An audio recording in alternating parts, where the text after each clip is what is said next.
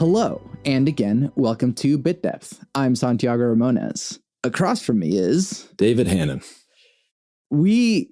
So, I don't know if you remember how we know each other, but you subbed at ACM for Michael Trepanier for a little bit. Yeah. We had those miniature little synth things, right? Was that part of... I subbed for him a number of times. Sure. Yeah, and I was thinking about that, and then I remember I used to work with Daniel. And I had no idea you guys were related. And then I think years after we had worked together, he just like was biking by, and he was like, "Hey, I didn't know you guys knew each other." I was like, "Wait, I didn't know you guys knew each other." So, yeah, it's a small world. Yeah, ACM. How I'm connected to, I feel like most of the people that I know is somehow through ACM. Yeah. So I remember, Trepanier was going on tour, and you were just like sucked in to like, oh, I guess I have to like teach today, which is like, you didn't do a bad job, but it is definitely like a scary thing to like, oh crap, I have to like be responsible for like 20 people for a week. Like, this is crazy. But no, I mean, you did great. And who are you? What do you do? I'm Dave. Currently, I work for a software company that is based out of Edmond called BIS. We have a product called Grouper that essentially is just a business automation tool, to put it as simple as possible. Not a fish. Not a fish. Prior to that, I was a restaurant manager for a few years. And prior to that, I was an audio engineer and then a teacher of audio engineering and other related things at ACM. And then prior to that, I was in college at the University of Oklahoma getting an English degree, literary and cultural studies. I was there for a very long time because it took me a very long time to decide what to major in. Because I'm very curious. I am fascinated by almost anything, unless it's like statistically or super numerical. But even then, there's exceptions. So yes, but you're in a band also. I play music. That's usually I guess when people say what do you do, I think of how do I make money, because that's how the world works. I play music in my own band called Gonzo LeBronzo. It's my dear friends Grant Marshall, who plays drums, and Sean Stafford plays bass. And then I'm also playing with them and Shirley Sanders in Neon Cathedral. Cool. I didn't know that. Yeah. Just as of recently, we Grant and I are playing bass and drums. Cool. Yeah. So tell me about, first of all, I guess let's go all the way back. Where did you grow up, and how did you get started in music? Sure. I grew up in a suburb of Seattle, Washington called Federal Way. It was, a couple of different, small neighborhoods. My favorite house that I ever, lived in, of the various places we lived growing up, was kind of right by a trailhead that, you could walk a couple of miles through a state park to, a sort of beach and see, the Puget Sound. And so it was, cool to be, from a young age, I was I liked being outdoors, and I liked being in, this peaceful, wooded area, I think I was always kind of, always kind of had my head in the clouds. I think, my mother's very sweet. She's not always she's funny, but not in the most like, hilarious way or like biting way. But she's not a big zinger. But one time she was like, "Yeah, this is my only son David and his little brother Devin." And I felt like that was, Whoa. I feel like that was pretty accurate. I was always kind of just in my own little world. I started playing Nintendo when I was about 5, and then my parents were like, "Listen, you're doing too much of this. You either need to, you got to do something. You can play soccer." I had friends my age that were playing soccer, and this was maybe 2nd grade or so, and they're like, "Or you could play piano. You could take piano lessons." I was like, "Soccer seems like a lot of work. I don't want to do that." So I took piano lessons for a few years. Little did you know, piano is so much more work. Yeah, I loved to kind of sit down and just experiment, and that's I still that is my downfall. I think I spent so much time just playing random stuff on the guitar, Mm-hmm. but that is really like my version of we'll get into the spiritual talk later, right? So anyways, I took piano lessons for a few years, and while I loved it to start, by the end of it, it was it didn't work for a number of like family dynamic reasons, and I just wasn't happening, and I think even my teacher was like, do I need to talk to your parents? And like, you don't seem like you even want to be here, I was like, yeah, probably. And for a long time, that was just kind of it, and I kind of remember getting exposed to, I didn't have a lot of music around me. My parents listened to kind of what I would say is pretty dorky stuff, but also didn't really want me to be listening to a lot. They were kind of strict about what I was allowed to listen to. So I kind of I got into I built a PC with my uncle. I was about 15. In that same year, my granddad gave me a guitar. So I guess somewhere there's a lot of story in here. Let me back up. We moved from the Seattle area, to Grand Rapids, Michigan, when I'm 15 years old. My dad takes a job with his brother, who's the uncle I was telling you about earlier, as the filmmaker. I wound up working with him for several years. And while we're in Grand Rapids, it's my sophomore year of high school. I am from Seattle, and this guy comes up to me. He's like, "Yeah, you're from Seattle? Do you like Nirvana?" I was like, "Yeah." It's like, "Do you want to be in our Nirvana cover band? We need a bass player." I was like, "Oh, okay." I didn't have any friends. I couldn't drive yet. I spent the whole summer vacation just like alone doing nothing. So I was like, cool, this is something. And so I started playing bass, and I played a lot. I kind of stopped playing video games, and then I got a hold of a guitar, and I played a lot. I didn't, at this point, I just moved across the country. I didn't have any friends.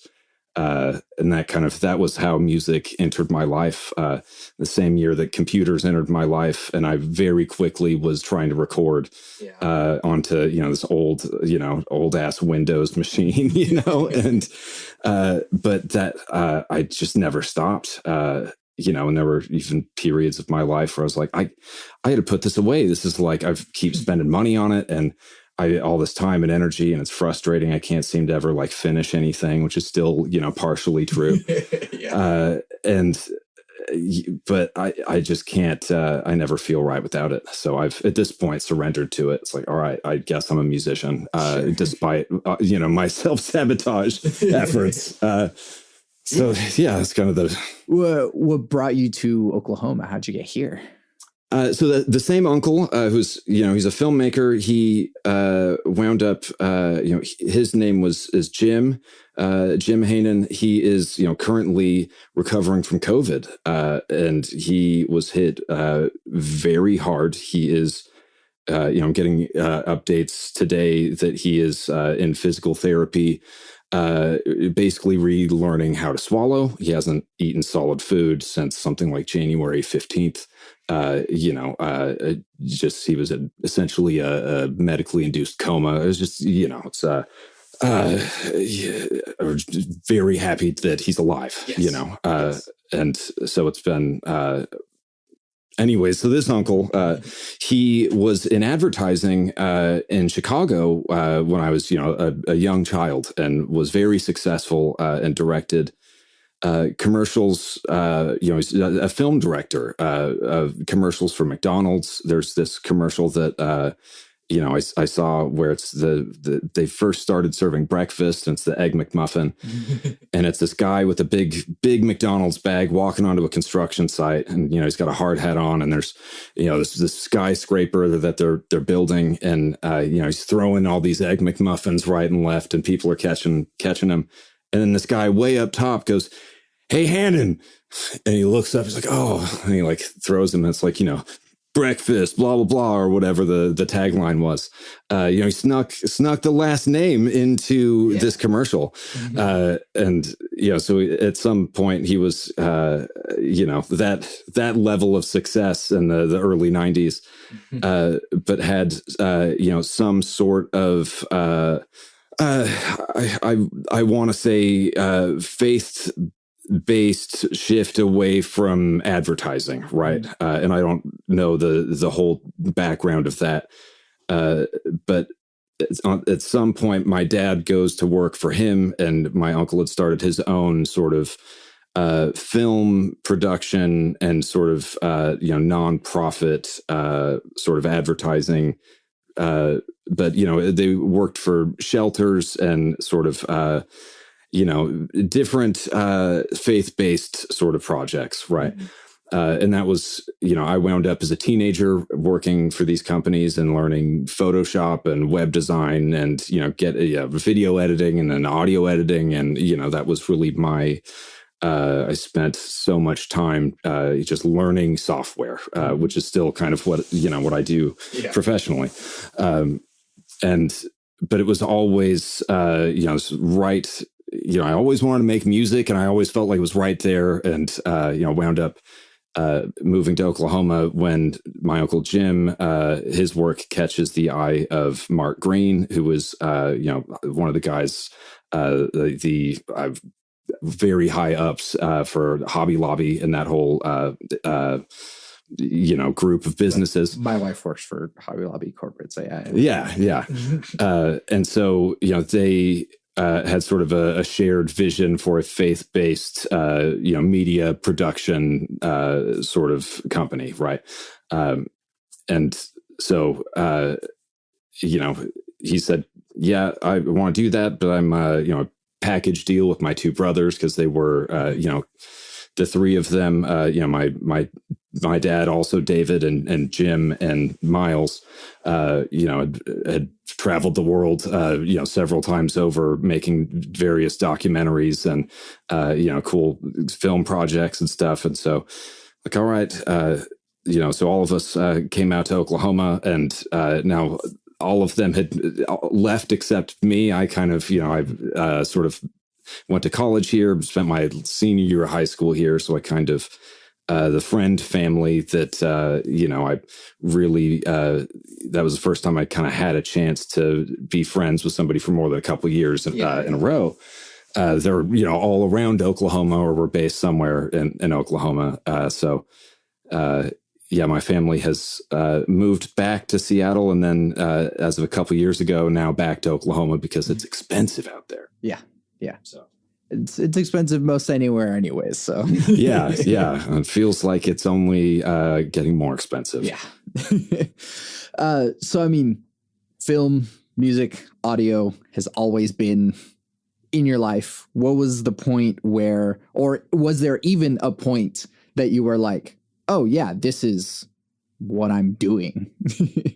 I have never once in my life felt like I knew what I was doing. I will say that right out of the gate. And I kind of have gotten used to, I think where I feel like I get the best work done is where I can create a space where I can basically just make an ass of myself without really feeling a certain way, plus or minus, about it, right? Where it's like, if I can just, if I'm trying to record something, where it's like, if I can just sit in a room and play it 100 times, I'll get it eventually. The perfect take is there. I just have to be patient, and that's kind of, kind of been how I figure things out. I'm really curious, and I really like to just learn how stuff works just by nature, but I get, it's like I would love, my dream in terms of making music would be to like, I can just like sit, I just want to do it fast. I just want to like, I just make a thing and write some lyrics and make it go and just be done with it and not have to deal with gear. And, you know, at some point in my, I think 20s, I became sort of anti-gear. I had spent so much of my early guitar playing life just agonizing over, you know, getting stuff.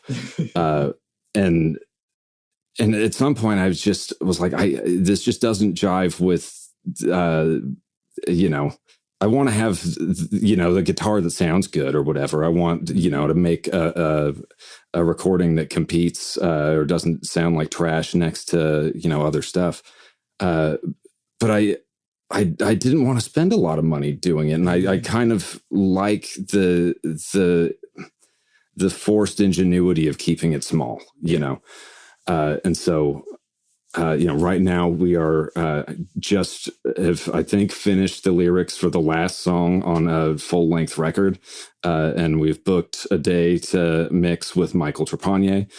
So, you know, we have, that day is the 11th. And so, we've got a few days to track vocals and, but you know, it's just been just one stumbling block after another. I think we started, in the early days of COVID with some drum tracks at Trev's place.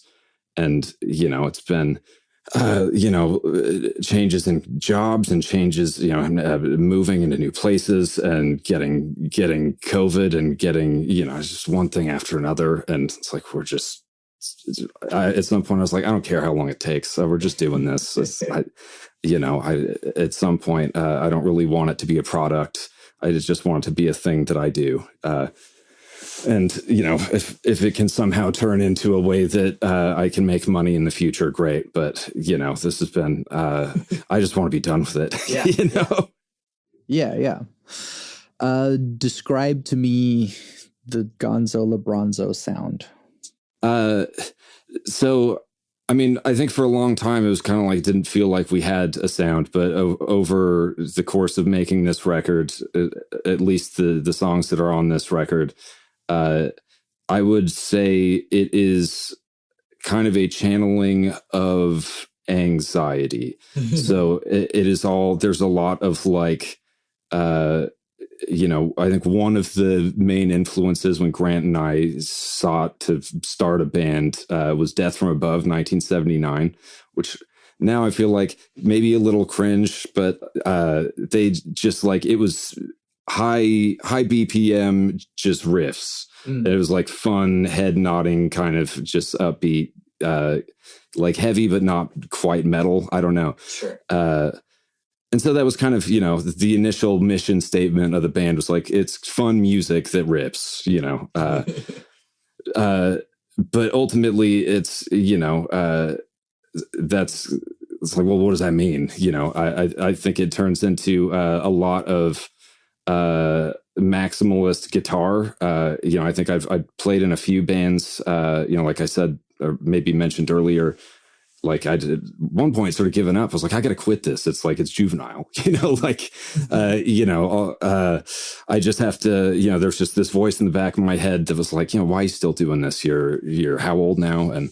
But I played, you know, one of my dearest friends, John Salome, you know, he was living in a quadplex with him, and he was like, hey, I want to start a band. We need somebody to play bass. And I was like, okay. And that kind of, you know, I'd sort of been tinkering around on a bass after taking a hiatus, my only, you know, since I was 15, maybe is like 6-month hiatus from guitar. And I was like, yeah, I can't give up on this. This is the best I felt, you know. You know, not to be too dark, but there's times where it's like the music is what has made my life at least endurable. You know, there's times where it's like it's not that it's my life is awful or anything. I don't mean to say that I'm like horribly depressed, but I'm just like, there's just times where nothing is that exciting to me, and I can pick up a guitar and then it'll be, you know, I play 3 chords and I just feel saved. I'm like, I've never had a book or a video game or anything else. So I can't help but feel like that's what life is for me. Is, there's nothing else does that to me but this stupid fucking guitar.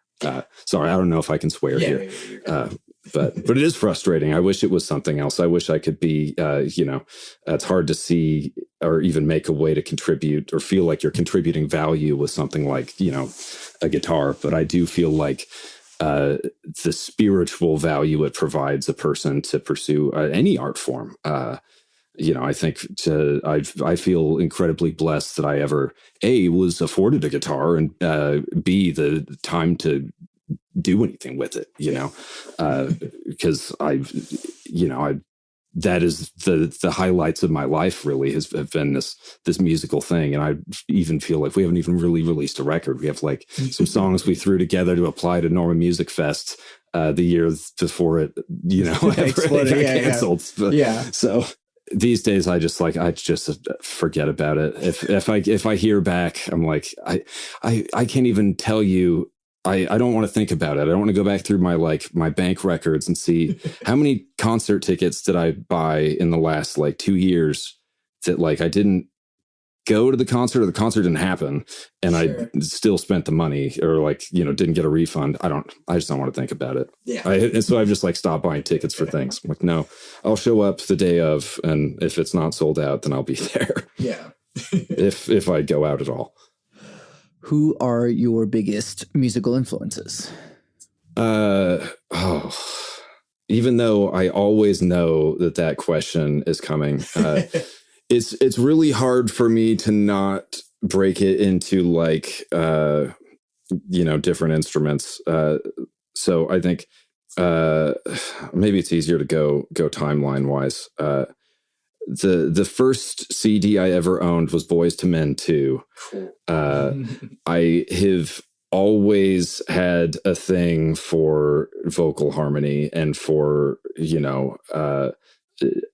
I feel like when I was in my early stages of, learning music that wasn't, the sort of Christian contemporary or the early 90s radio country or Foreigner that my parents were listening to, which there's some good stuff in there. But it was not, very little of that made it into my influences, I would say. So it was there were 2 radio stations in Seattle at the time, and it was 107.7 The End, which was the alternative rock sort of station, and then Cube 93.3, which was the hip hop R&B, and I would say at night they had the hip house. I was very into the house music at the time when I was really young. Dance music was totally foreign to me. And really there's that kind of came back when I was in college where it's oh yeah, this, and even now when I'm at work, there's a lot of trance music that I'll just put on. I just need to not hear the coworkers around me. So I guess that was really only one. There was, Seattle at the time. There's no way I could separate myself from all of the big grunge acts because that was just what was around. I feel like most of that didn't really age well in my esteem, but some of it did. And I like to think that one of my core beliefs is there's nothing that's 100% good and nothing that's 100% bad. So if there's art in front of you, you find something good and something bad, so Boys to Men, second album I had, I think was a Mariah Carey record. But then started getting into had a Nirvana CD that parents found and were you can't have this. This guy's on drugs or whatever. And so then it was Alice in Chains and Soundgarden and the other sort of 90s bands at the time. But nowadays I don't know. It's hard to say even what I listen to. It's I feel like music has become more. I go to different genres for different things. It's more. I know just enough about the different genres to go where I feel. And so I go back to hard bop jazz over and over. And I always thought jazz was the stupidest music. But in terms of when I hear an instrument that like makes me feel like I'm about to cry, it's usually a jazz record. And it's rarely, you know, the type of music that I'm like, that I think I would ever make or that I'm like really interested in. Sure. It's like this stuff that I just put on where I'm like, I want something on that's nice while I, you know, do the dishes. And then I'm like, what, wait, who is this? This is like, you know, gorgeous. And then, you know, who else influence wise? I don't know. There's a lot of like recently Nick Drake, Pink Moon. I've been listening to that. I don't know. Like I said, I kind of put down playing through an amp and a pick, even though the songs that I write are very much like the opposite of that. But I think part of that was, you know, yeah, I had to learn. I feel like there's this weird thing with playing music where you have to, and maybe with life in general, where it's like, if you want it to be loud, you have to master being quiet. There's something about, like, you can't just, you don't get better at being loud by just being loud all the time. And not that my goal was being loud, but like a lot of these songs are trying to convey, you know, these, sort of negative feelings I couldn't put anywhere else or didn't feel like there was an outlet for. And maybe not always negative, but a lot of it is inspired by, you know, the anxiety I feel from, you know, just the world at large these days. Right. Yeah. Sorry, what was the question? Influences. Yeah, I'm still dodging. I don't know. There's, let me think. I really like Unknown Mortal Orchestra. I think is one of my favorite bands that's, you know, right now. The OCs, I think, is fantastic. Ty Segall was just here, and I missed that. I think Crumb is fantastic. Hiatus Coyote. There's a lot of Black Odyssey is one as R&B record that came out that I just absolutely love out of Austin. I don't know. It's kind of all over the place. Yeah, and that's a good thing to not just like listen to the stuff that is like what you make. Yeah, I've always struggled. I never felt like I was part of a group. You know, I was always hesitant to be like, yeah, I like punk music. There's a lot of punk music that I like. Television is one of my favorite bands. People say that's punk. But, you know, people say that Green Day is punk and that, you know, Dead Kennedys is punk. I'm just afraid to like self-apply most labels. You know, I feel like there's great danger to identifying as a particular thing without having really thought it through, you know? Yeah. If that makes sense. What's something about you people don't normally know? I guess I was adopted. I was adopted at birth. Which may or may not play into, you know, the way I perceive the world in some like deep psychological sense.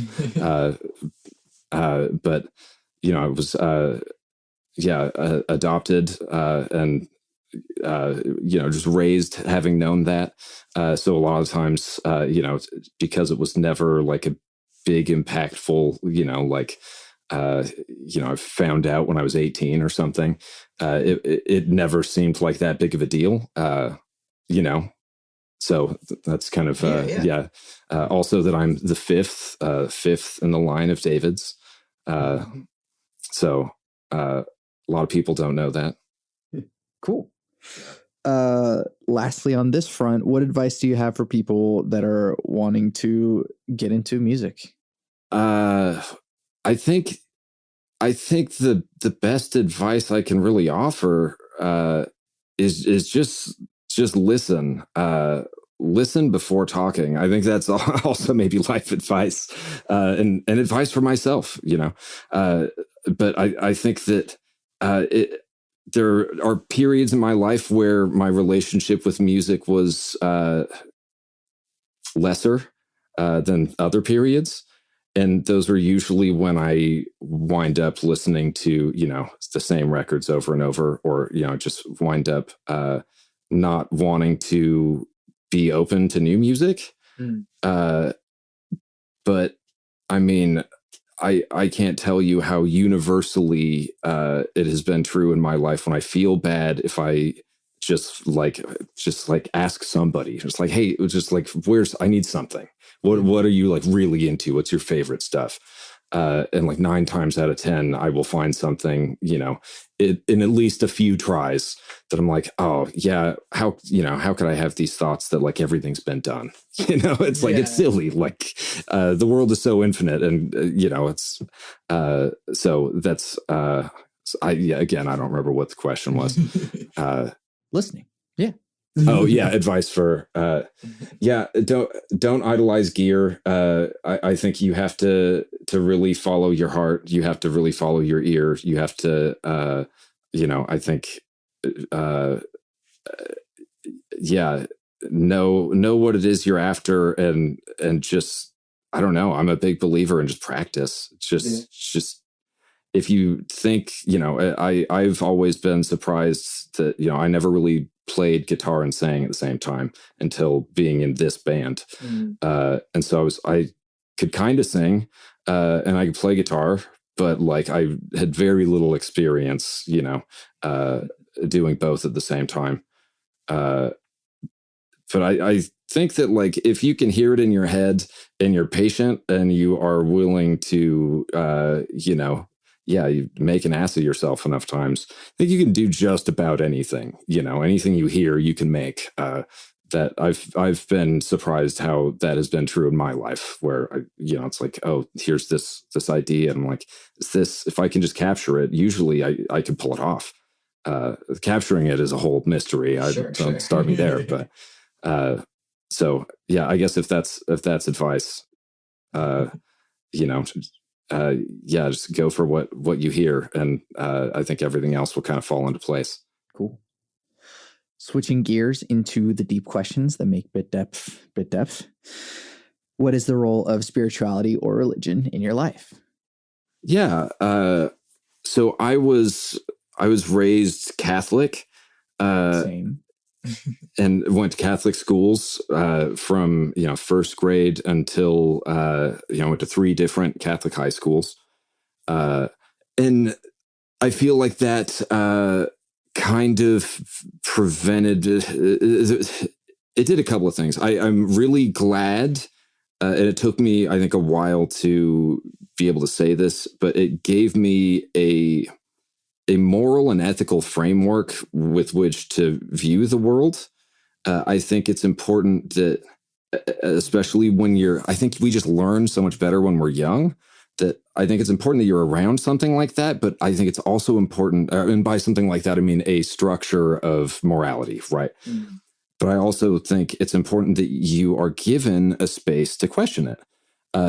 And I think that was kind of my experience in these Catholic schools, where they seemed more structures of authority than machines of faith building, right? And so I felt like by the time I was in high school, especially, I was like, I didn't know anybody that was like, in the the chapel when we had to be there, that was like taking this shit serious. It was like everybody was joking around, and there was maybe a few, but that was never the experience. It was never the main experience I took away from that. And I think that was just in response of like, no, this is just a thing that you're supposed to believe. Yeah. We're not going to tell you why. And that just never sat right with me. I think that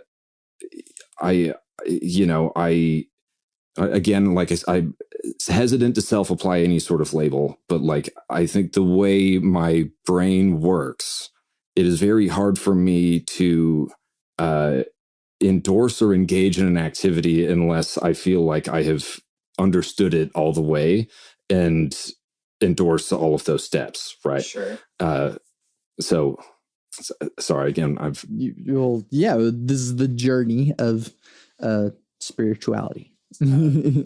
So all that to say, I think it's I was grateful to be in a structure where you are exposed to a religion that gives you some sort of framework. It wasn't until I had to, just because of the nature of how life plays out, I don't think I could appreciate that structure until I left it. Right. And so my story there was really, I was at Bishop McGinnis. I had taken these courses that we, were required to take, these religious, religion classes, right? Mm-hmm. And one of them was world religions, but we were being taught by a Carmelite sister, which is some sort of nun-like official. A level 12 paladin. But dressed like a nun, but in a brown suit habit, I guess. Horrifically mean. I just my least favorite teacher that I can remember, right? I just remember her speaking disparagingly of the Sikhs or the Jains, as we're reading, about, isn't it ridiculous that they sweep, bugs out of the way so they don't step on them because they think that is sacred. And this kid that I wound up becoming friends with, he stood up and he's like, I don't think it's right that you say that. And I was like, I just feel it. I was like, if he's doing, if somebody else has done this, I can't not. So I was like, if he's leaving, I'm leaving, Cool. So I became friends with that dude. And then immediately was like, I need to read about all of the other religions. Yeah. They're trying to disparage this stuff. This class about these other religions felt like they're trying to keep you from learning more about it. Yeah. And at some point, I'd bought these books. I specifically remember there was a copy of the Bhagavad Gita. And I don't remember what the book on Zen Buddhism was, because there's, as far as I understand it, not a central text per se. And this was something as cheesy as Buddhism for dummies, but, sure. Me 15, 16, literally taking these texts with a highlighter and going through this copy of, the Bible that I had and sort of comparing this stuff and being like, man, the important stuff is overlapping, in my esteem at the time, right? I was like this, really what I don't get why they would be, this disparaging, and that's, and that was really opening my eyes to now seeing these other approaches, and eventually, specifically Buddhist and Taoist sort of philosophy and thought have been, I think, very useful in my life. But at some point, my mother had found these books, and it was, and this was, and I, it's not to talk ill of her, but she was kind of enforcing this, Catholic, this Catholic structure for the rest of the family, right? And what I think was a conversation that she probably didn't, it wasn't super significant for her, but for me took it as, this sort of end of the world. But it was something along the lines of, if you believe this stuff, this is a cult, or if you believe this stuff, you're going to hell. And, I think she was just taking this stuff away, and you can't have this stuff. And that was just kind of how the words came out. And I took this as wow, she thinks how could she think this of her own son, and and very dramatic. And I don't think it was, and I've reconciled with her, decades later, just what, that was a thing? No, I never would have, Sure.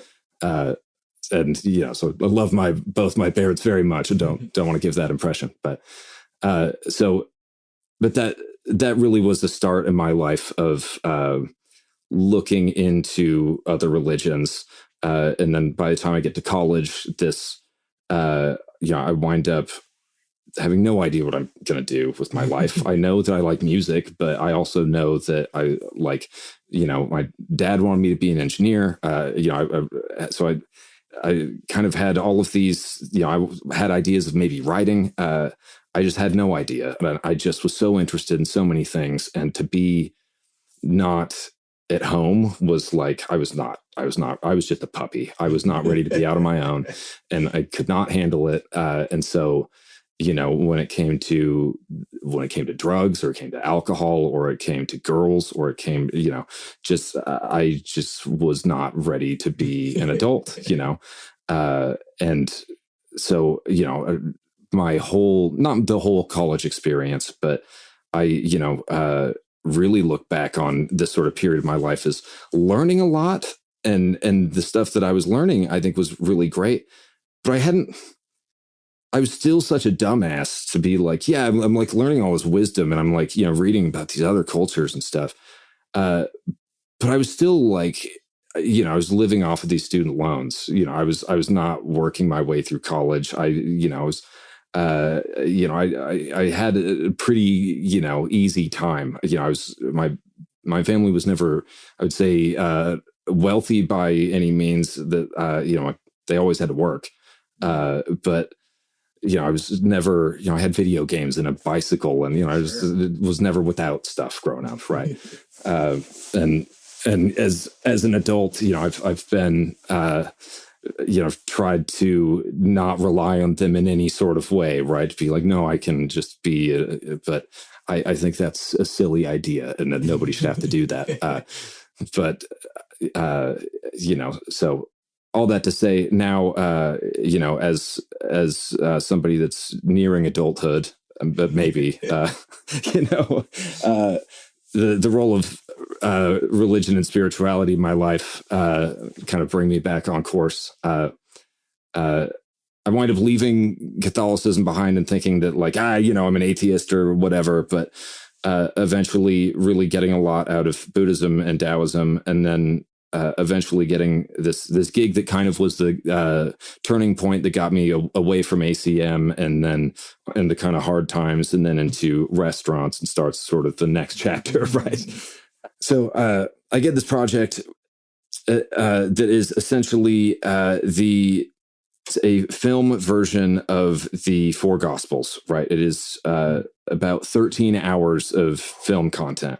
They actually did a beautiful job, like footage wise, I guess, or like, I don't know, visually it looked, there were a couple of like miracle CGI things that were, whatever. But they tried to, find, people that were indigenous to the area, and tried to have them, speak the language as they thought it would have been spoken in the time, and all this stuff. And then the whole point was they were just going to overdub literally the Four Gospels, but then change that overdub out for every possible language and every possible version of the Bible, right? So there's a lot of versions. Mm-hmm. And so I'm on this project, and just kind of like, this is just sort of like an audio editing thing. So as part of that, like, you hear every line, dozens of times, right? I edit podcasts, I know. Yeah.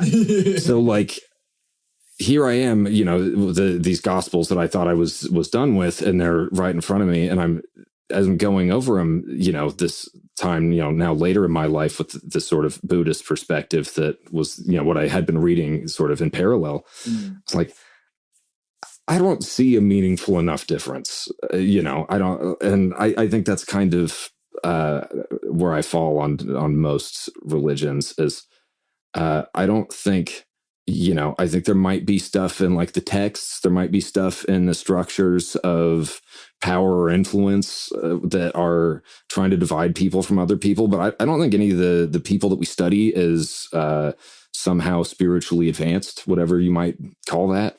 I don't think they're ever talking about, well, no, I'm a this and you're that, I think they were talking about, where does the rubber meet the road? Like how do you behave? Yeah. And so that's why I say I've fallen into the trap so many times where it's like, I want to say that I'm a this, or I want to say I'm a that. Saying it isn't being it, and sure. And don't say it, and let somebody else call you it, whatever it is. And so I've always kind of felt that way. I've never been like, yeah, I'm a musician. I'm like, I'll wait until I do this or that. And now it's like, okay, I've played shows, I've been in bands, I've spent enough money to be able to call myself a musician. But anything else, I'm like, I don't, whether it's a political label or I don't know, I'm just very slow to adopt anything, Sure.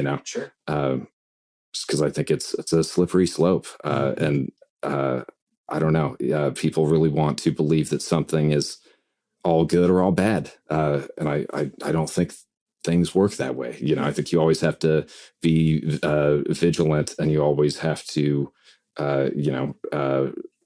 stay true to what is right in the moment. I don't. So ultimately, kind of wraps this whole spirituality thing up, I guess. I don't think I'm any one thing, but I don't think I'm a non-believer. I don't think that there is a way to conceive of whatever may be a higher power or may not be in a way that's even meaningful to really talk about it, right? Yeah. I think that that's what kind of makes it beautiful, is it's there to interpret. Everybody gets to have their own sort of personal connection, I guess, right?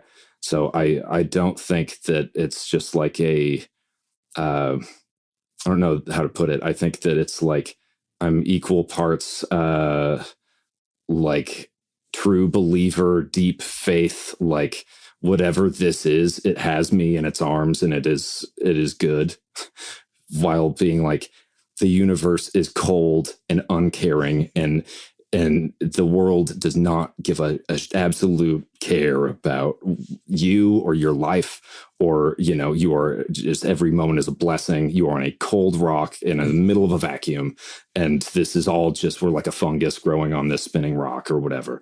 I feel like I'm just constantly both, and I can't. If I'm just the one, I get depressed and it's awful, and if I'm just the other, it doesn't feel real. I am too much of a skeptic to just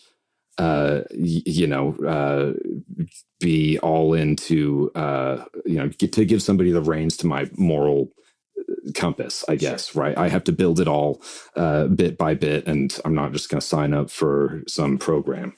Or yeah.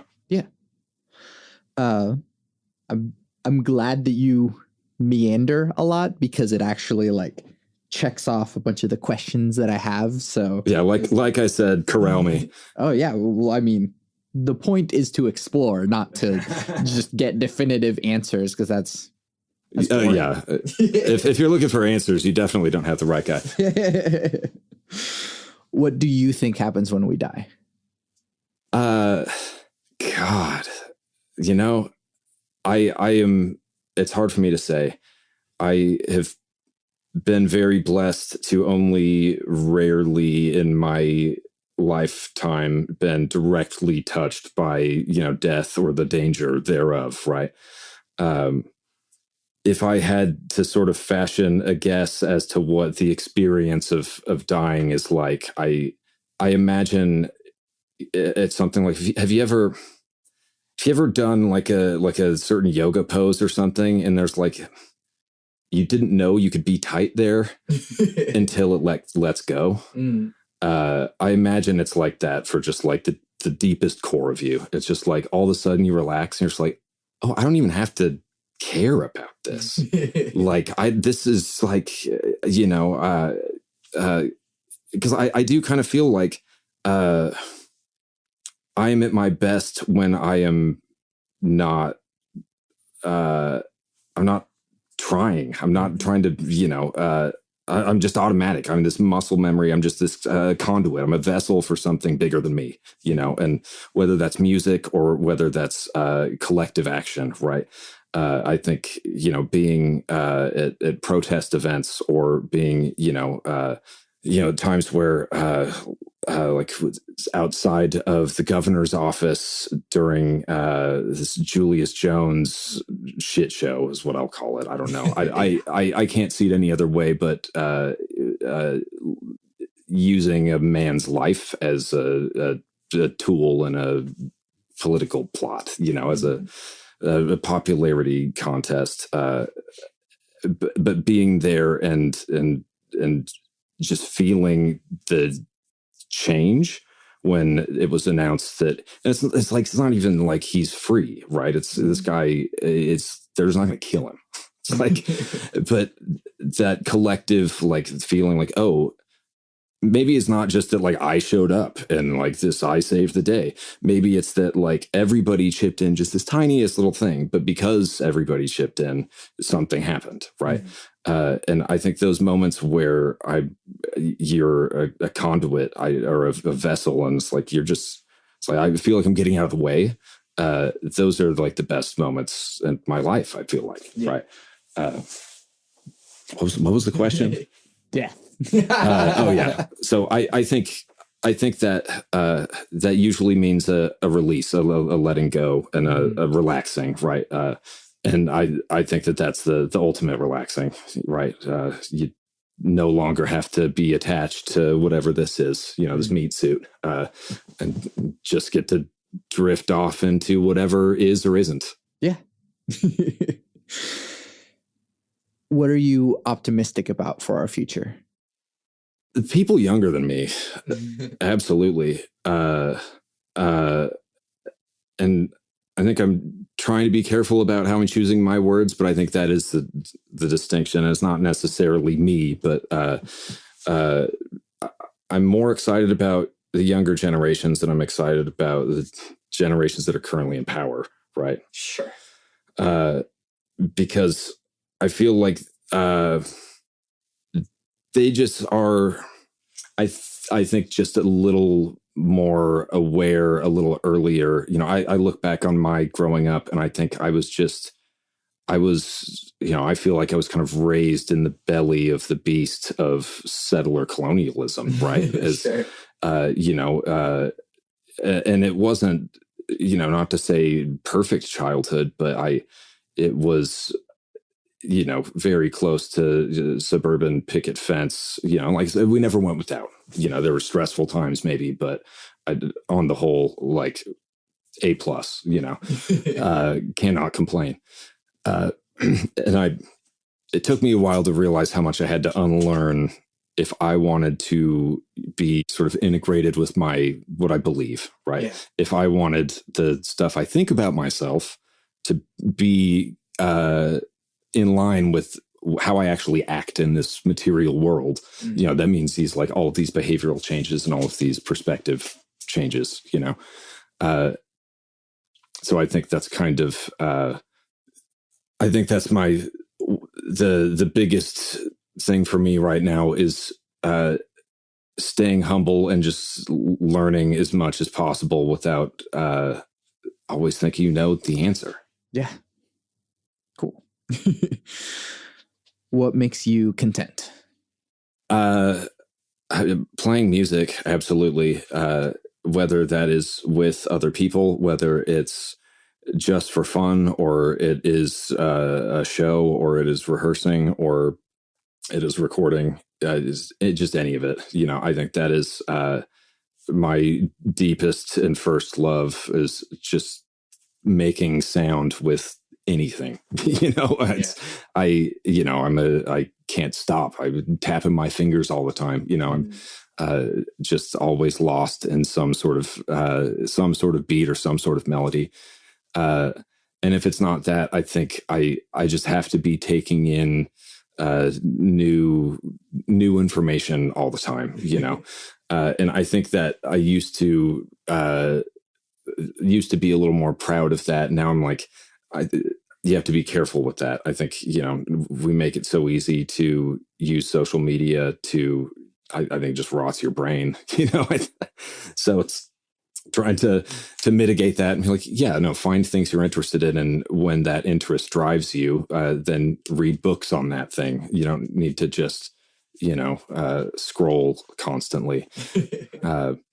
So yeah, reading or learning new things. And then, I'd say quality time with people that I love, with my family and my friends. I think that's, especially the older I get and the harder it is to meet people, it's just like, even if it's like, hey, there's a gang of 5 and we just want to get together for a drink one night. It's like, it's hard to do more than once a year, twice a year, when, people start having kids and families. And so I think that's, and especially after this couple of years where I've had a lot of isolation time. I think just being with loved ones, for sure. Cool. When will you be satisfied? Oh, at this point, I don't. I don't think that will happen. I think in certain ways, I say that in jest, but in some ways, I think I just am too curious. I don't. I just there's so much of the world, and I just love all of it. That it's hard to think that it's just going to be exhausted, right? So yeah, when will I be satisfied? I guess in certain areas of my life, I will be satisfied when I think everybody has a equal footing, and everybody has a shot at doing their thing, not just me doing my thing, right? I would like, it's hard for me to imagine a world like that right now, but I think it is important that we try, and I think it is important that we, like I said, any step in the right direction is valuable, Yeah. So I think, when will I be satisfied? I think when we don't have to worry about not only war but exploitation on any level around the entire globe. What advice do you have for people in general? Listen first, and then talk. To talk only if you need to. I think that has been very important in my life, and I think I know I've already said it a couple of times, but I don't think anything is entirely good or entirely bad, and so you always have to stay humble and vigilant, and you have to, if you find yourself fancying a certain thing too much, that should trigger like, hey, am I fooling myself here? Am I giving this thing? Am I really examining all sides to this? I think that's kind of that. Not getting hooked into thinking, oh, this is bad and is always bad, or this is good and is always good, I think is like foundational. I think because once you break yourself of that, you realize there's, all these categories, all of these words and labels that we have are really just tools to get things done, right? And they aren't inherent to our reality, right? There is no separation. And I think once you open yourself up to that, and you can kind of free yourself of that just for a little bit, just little glimpses, because it is hard to do that. I think that's where you begin to really find the boundaries of yourself. Because I think once it's not until you explore a thing in depth that you really know your opinion of it. And I think, to kind of loop back around to the earlier question, what I admire about the younger generation is I think they didn't buy in as hard as my generation maybe bought into the red-blue game, right? Because when you're in your early 20s and Barack Obama comes along, it's easy to think that like, oh, America is cool. Yeah.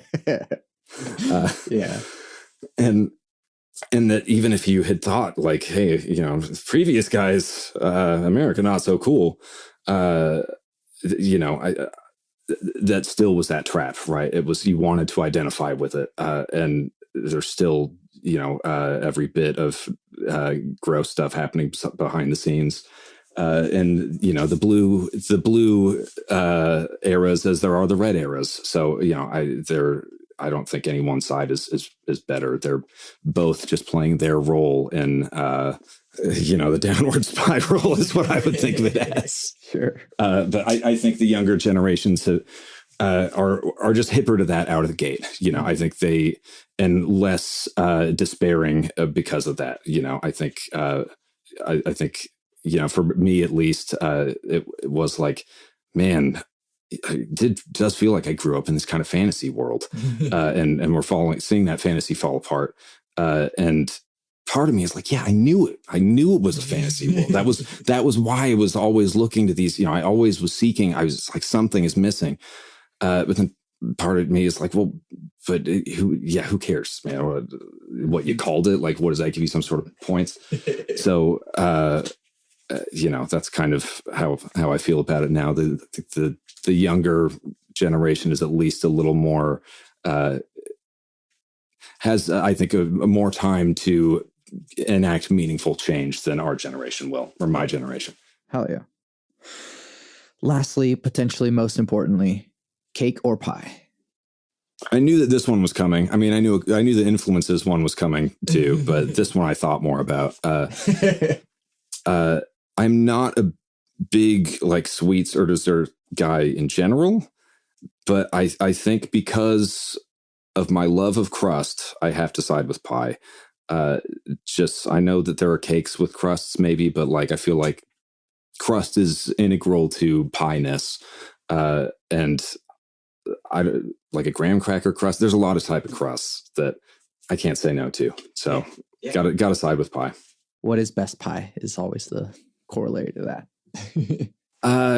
When I think of best pie, I have to just think of, I like tart stuff. Like I said, I'm not big into just overly sweet stuff. So I would say like a key lime or a lemon meringue, and just, crumbly, graham cracker crust. I'm a simple man. Usually if I'm getting pie, it's, behind a little glass counter at a diner somewhere. Yeah. Dave, thank you so much for doing this with me. This has been great. Where can people find you and your things? Yeah, mostly Instagram. You can follow me personally at 5th of Hanon. That's FIFTH _of HANON. Or Gonzo LeBronzo is where we're making music. And recently with Neon Cathedral, which is neon spelled with a 0. Yeah. Cool stuff going on there. So once again, thank you. I'm Santiago Ramones. And I'm David Hanon.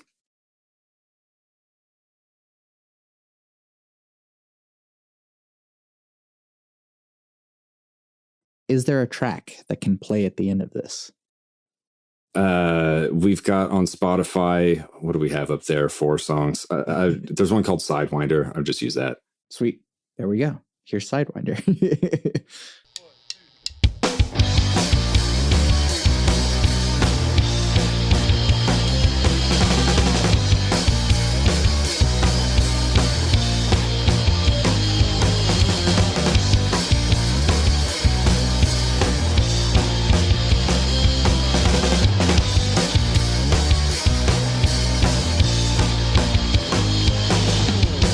We're traveling along, place on the back of the